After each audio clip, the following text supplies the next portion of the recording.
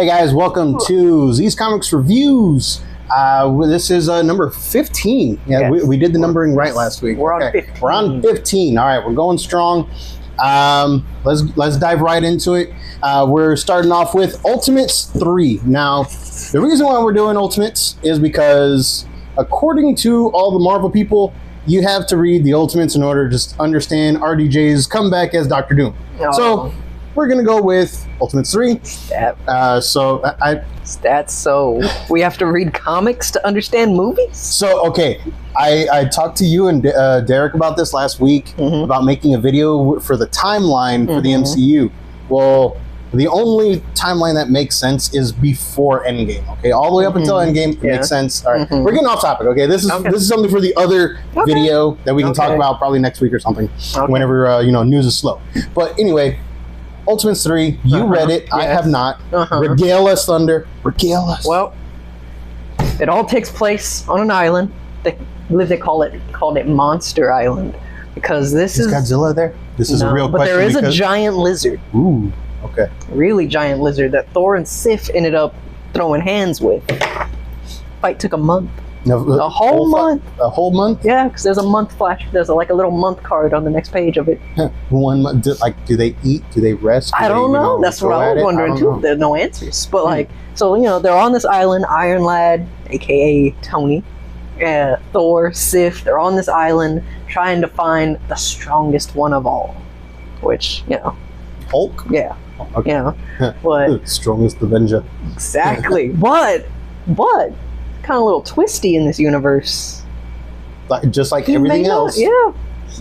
Hulk may not be, Bruce Banner may not be the same Bruce that we know. He may not be the good guy. He's kind of made out to be a little bit of a... You're not shown it. Well, I'm not going to say if you... I kind of think it may have been him at the end. But anyways, you're not definitively shown him. Just kind of like a little teaser of, that's probably what he looks like. Oh, okay. But he's made out to be kind of a douche, like a huge douche. Like this Monster Island happened because of him.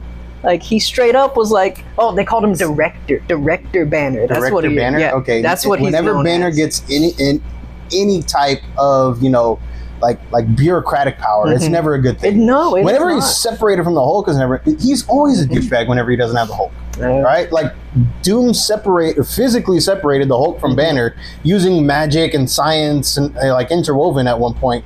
And when he separated them, Bruce Banner became the very definition of a mad scientist.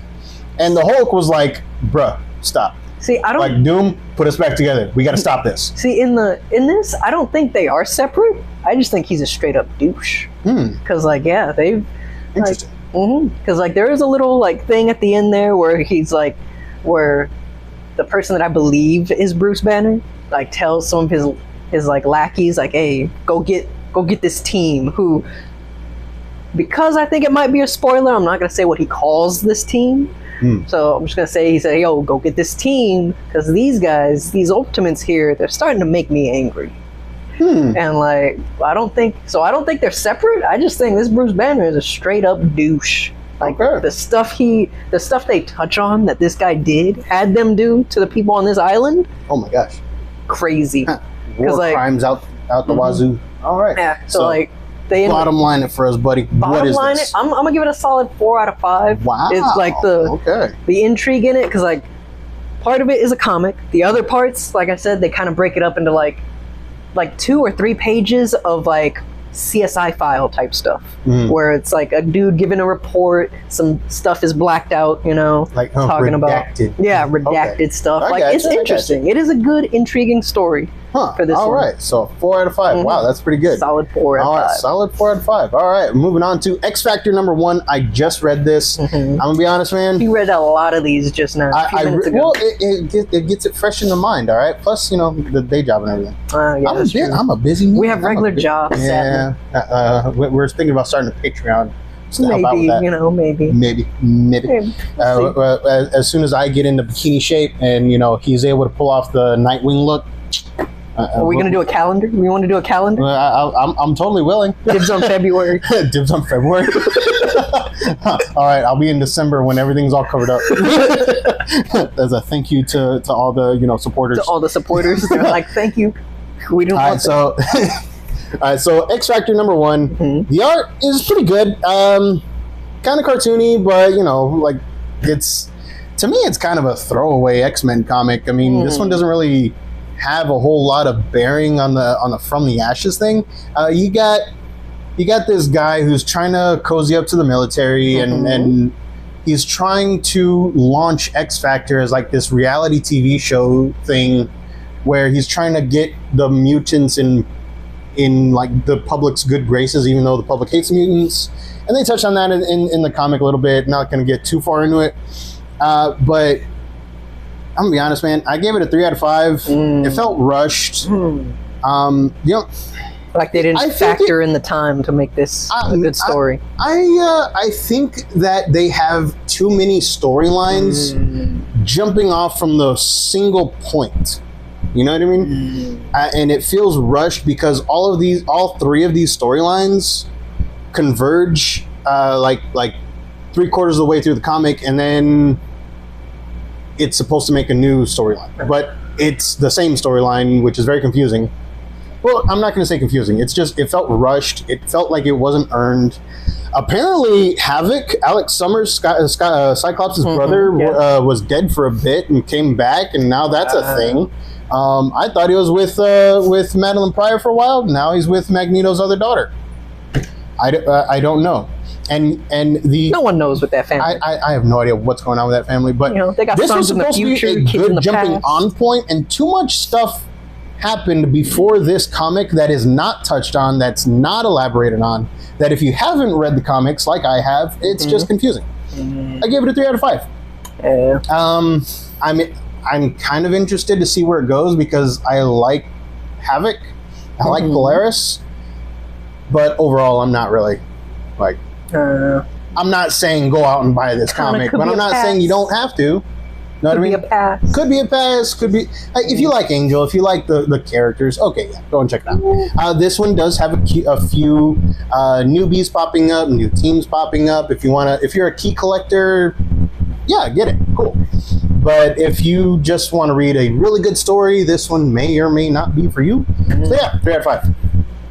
Let me see. All right. You read Absolute Power 7. Yes, I did. Number what was that? 4, right? All right, pop that bad boy up there.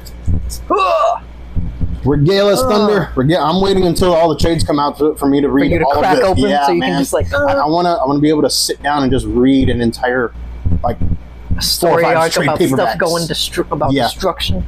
Yes. All right, Regale Thunder. Tell us about Absolute Power number 4. All right, so these issues for Task Force 7 kind of going on kind of breaking it up between each hero. Like the first one you had Superman, second one was Aquaman, third one was Green Lantern. Now this, we're on Batman's family right now. Yes, and it takes over with Nightwing, Miss Martian, Ray, and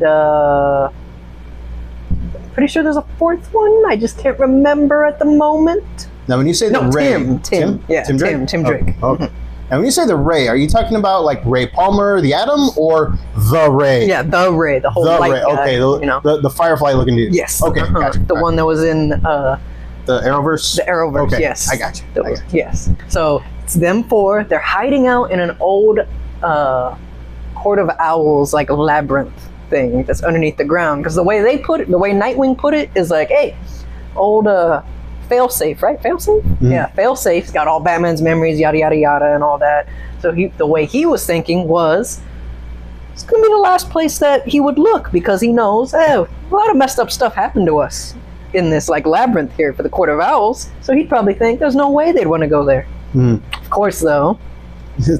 Batman's all like, well, it's one of those things where like I knew that you would do that, but I knew that you would expect me to do that, so I knew that no, expect that. Because this one kind of that one's kind of silly. Because this comic has like the title, it's like Just Win or something like that, and it's a little thing in this where, I think Artemis was in this too. Anyway, I can't remember. There's some lady. One of the ladies at the beginning is going through how like, everyone in Gotham has like a little saying of like Batman always wins, no matter how like bleak times get, how much crime is running rampant. Batman always has a plan. He always comes back and wins. Mm. And so that was kind of like the play on this, where Failsafe is now technically Batman. They see him as Yeah. Batman. He sees himself as Batman. So when he when he inevitably finds them in the labyrinth, they kind of have that his little monologue of like, boom, I'm in because Batman always wins. And some stuff goes down, Miss Martian, some stuff goes down, they fight, they have a big fight. Nightwing, Tim, and like the Ray end up getting away. And like at the end there, Failsafe starts having his monologue, talking about how like, oh yes, they get away, like they may think they have gotten away, yada yada yada, but ends up coming back to the whole like Batman always wins. Kind of hinted at, oh, maybe he expected them to get away. Like he was like, oh, this is just part of the plan. I'm just letting you think you got away.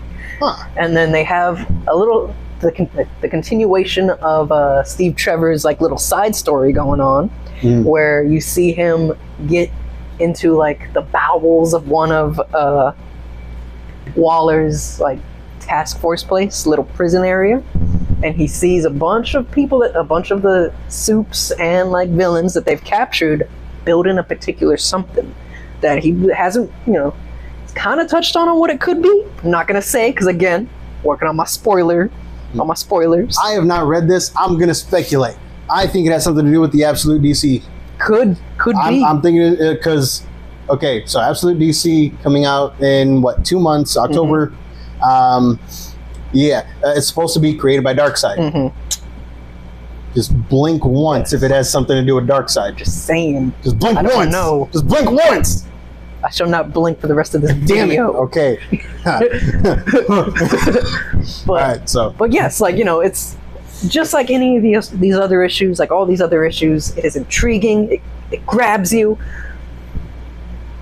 I'm not gonna go with 5 out of 5. I'm just saying though, it's like right there. It's straight up like 4 out of 5 or 4.5 out of 5. Only because of the fact that like there was, when Failsafe finds them, it was a bit confusing on what was going on, because like Nightwing and them were in a nice little like chill conversation, and then all of a sudden you turn the page, the next page is an ad, and then the page after, like the next page after that you see they're fighting, and you're just like, okay, wait.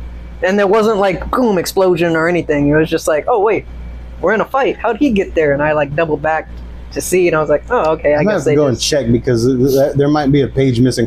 Yeah, it kind of felt like that, because like they were in the middle of this. So it does not get a 4 out of 5 on a technicality. Yeah, on a technicality. If we end up coming out with, if there ends Poor up coming out layout news where they're like, hey, we're sorry, there's a page missing from Task Force 7. I will let you know if I will redact it, but it just felt kind of like, yeah, that's the thing that kind of took away the 0.5 or the whole point, But other than that, solid. This whole stuff is, cool. Great. Nice. All right, we are going with Kill All Immortals number 2. So, if you remember Kill All Immortals number 1, I likened it to John Wick, Kill Bill, kind of God of War-ish vibes.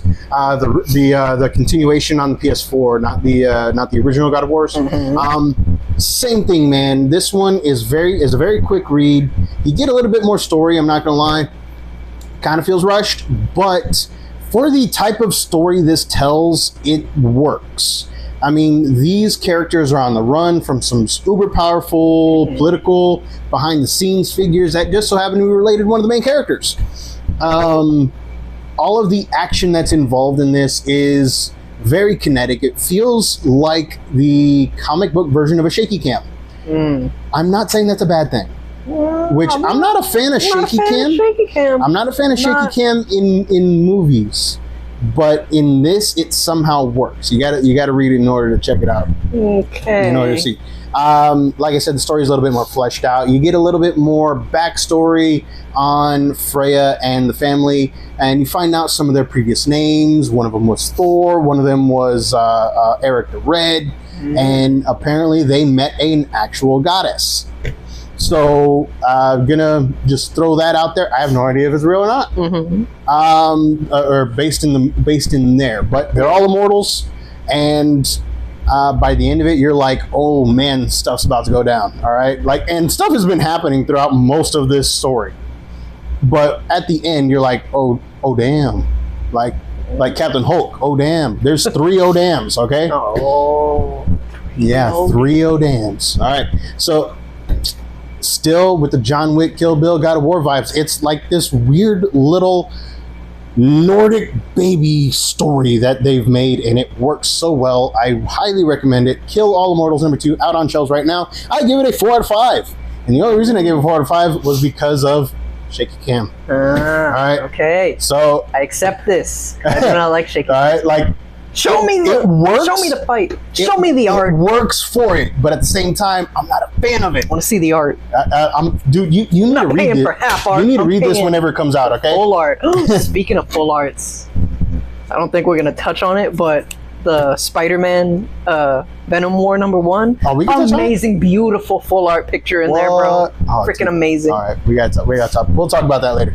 All right, so moving on to Johnny Quest #1. Now, this one is weird. From Dynamite Comics, they're doing all these retro re-releases and everything, and dude, this one is so good. The life of the boy named Johnny Quest.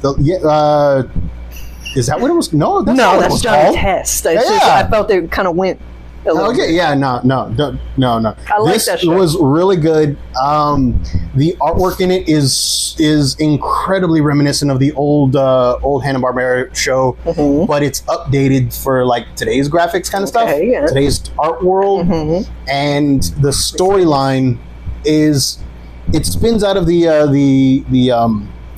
Free Comic Book Day thing, but it doesn't have to. Like yeah, they allude to it. They talk about it. Mhm. What happened in the Free Comic Book Day Yes. Johnny Quest one, Mhm. and dude, it's just really good. The artwork is great. Story is a really good jumping on point because, like I said, you don't have to read it, but they talk about it enough for you to know about it. I'm a bit of a spoiler. There's some time travel shenanigans involved. Time travel. There's some time travel shenanigans involved, and if you have ever seen the Lost in Space movie that starred Matt LeBlanc from the late 90s, early 2000s, something like that? 1998 came out the same year I was 1998. born. Okay, 1998, That's the only the reason why I know. 1998 Lost in Space. This has that same feel to it, and I loved that movie. Evidently, according to my dad, that was like the only movie I would actually chill for when I was like a little. dude, when I was it an was infant. so good, and this one right here reminds me of it. It is really good. The dialogue feels like those old cheesy 1960s Hanna-Barbera cartoons, which increases the nostalgia feel to it. Mhm. And yeah, like I'm gonna say a good quarter of my excitement for this comic comes from that nostalgia. Watching it on Boomerang or Saturday morning cartoon retro block kind of stuff.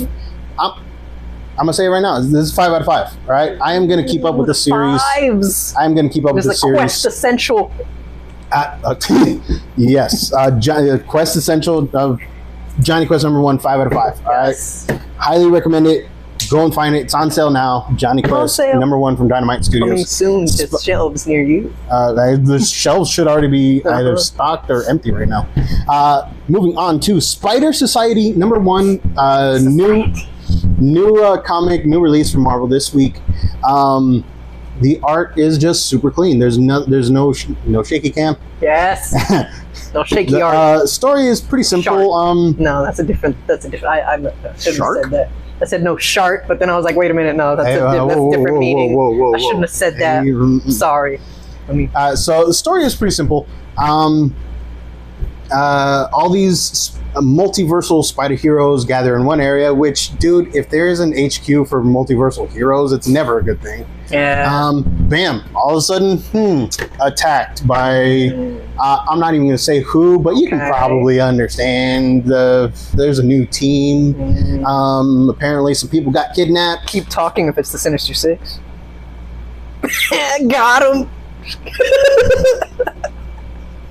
It's not the Sinister Six. It's the Sinister Six. No. So Sinister it's funny that you say that. The main spiders in here are Aranya and Miguel. So the Sinister Six is not too far off, all right? So Mr. Ocha. no, there's took much away more some- the Ocho. Oh, There's much more than the Ocho. okay. Spider HQ is attacked by some other villains. There is a big twist, but it's only a big twist because it's not a big twist. All right, there's a twist at the end where it was like, It was kind of just a spin. I kind of called it when the character first appeared, but kind of just a spin, maybe. Kind of. It's like when you do whenever you make a really bad pun and I do this. So it's the whip. Yeah, kind of. Okay, the whip. Yeah, but they're still good. Those are still good. Yeah. So bottom line, I give this one a 3 out of 5. Okay. Like X Factor, this one felt rushed. You do get some quality moments, quality panels between Ghost Spider, which is Spider-Gwen, and Miles Morales, both now residing in the 616. Okay, the real 616. Not the Kevin Feige approved 616. You're great, Kevin, but come on. Dude, Kevin Feige can't even figure out their own timeline but before Endgame, okay? I figured it out. We're going to make a video on that, and I'm going to sound like a conspiracy theorist, but it makes sense, okay? All right, I'm trusting you. All right.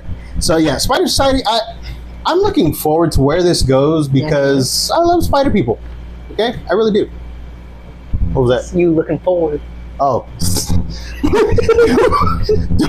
That was horrible. No, oh my God. It's the giggle. If my stuff was bad, we wouldn't have 43 counting subscribers. I only counted as 41 because we follow ourselves. Sometimes you just got to, you know. Yeah, if you can't follow yourself, who are you gonna follow? It's like the whole.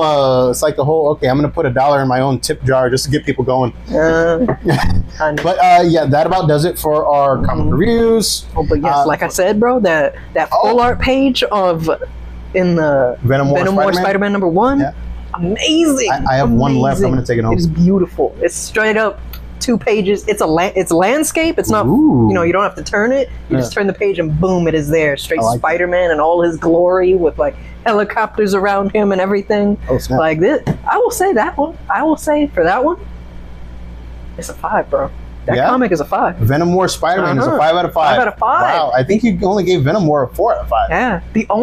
I like Spider-Man. The only thing that I kind of like hold against it is the fact that like it touches on why I really love Ultimate Spider-Man so much is because in this one, like it's not really a spoiler because like people know already Mary Jane is her own superhero now, jackpot. She comes in this for help to help with him fight certain people, certain things, and the symbiote, which you do get good like symbiote Peter talking back and forth in this. It's very nice. The Venom symbiote is like kind of like a newly changed person. Like they end up connecting Peter and Venom, and they're both just like, okay, you're gonna ride with me, but Peter's like, we're not doing the whole like actual like melding together. No, we're gonna be 2 different minds. We're not one mind. And so you get kind of back and forth, and it touches on how like Venom's like, wait a minute, even though we're not one mind, I can still tell your stuff. Like I still know your stuff. You seem pretty sad, bro. And like kind of throughout the thing, he's like, Spider-Man's doing the like, Peter's like doing the whole like, bro, I'm Spider-Man. I don't get sad. But then like Jackpot shows up and Venom's like, wait a minute. She's why you're sad. You love her, bro. But yet she's with somebody else. And it's just like, for that part. I got shenanigans on that. For that part, it touches on why I love Ultimate Spider-Man so much, because it's like, bro, why can't we just let Peter be happy? Because even before that, even before Venom does the whole like, wait a minute, bro, she's why you're sad. They have that good like interaction with Peter and Mary Jane, and it's just like, okay, yes, it gives you that thought of like, oh, they really do like each other. But then they just have to throw in the whole like, wait a minute, you're not happy because she's with somebody else, and it's just like. This is why Ultimate Spider-Man's better, because like they finally let our boy be happy. It's got the family, which I'm so excited. I get to read another Ultimate Spider-Man issue next week. It comes out next week? Yes, number 8. It does. Yeah, I got to look at my invoice. All right, that about does it for our Z's Comics reviews. We did X Factor, Spider Society, Kill All Immortals, Johnny Quest. We did a Venom War Spider-Man tie-in, Absolute Power, and Ultimates #3. If you liked what we did here, give us a like, subscribe, share us with your friends. If you just want to share us, just make fun of us, do that too. That's fine. Every press is good press. Exactly. All right. So until